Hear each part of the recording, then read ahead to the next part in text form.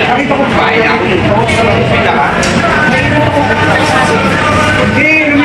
Alam nyo ba guys, may nakainan kaming pangmalakasang parisan na talaga naman napaka-solid sa dami ng toppings at laman. Tapos sabayan mo pa ng pangmalakasang sabaw nila ay talaga naman uuwi ka ng full tank ang iyong tiyan. Kaya nga hindi na nakakapagtaka na talaga naman binabalik-balikan sila at dinudumog ng mga tao. Kaya naman samahan nyo kami at kumain dito sa may Perez Pares na located sa may MacArthur Highway, Valenzuela City. Katabi nga lang sila mismo ng Galaxy Gas Station. At dito nga sa may Perez Pares ay meron silang dalawang klase ng sabaw ng Pares na pwede nyong pagpilian. Meron nga silang ditong Resto Style Pares o yung Retiro Style Pares at ito namang Kanto Style Pares. Pagdating naman sa kanilang mga price ay 60 pesos naman sa regular Pares nila na may kasama na rin yung Java Rice at para naman sa Overload Pares nila ay 150 pesos lang na may lechon kawali, siomay, at pwede rin kayong mamili kung tumbong o tuwalya yung ilalagay. Grabe, napaka-solid yan mga guys. At pagdating naman sa lasa, para sa akin ay hindi mo na nga kailangan pantimplahan ng kung ano-ano. Dahil nga para sa akin ay balance na yung alat at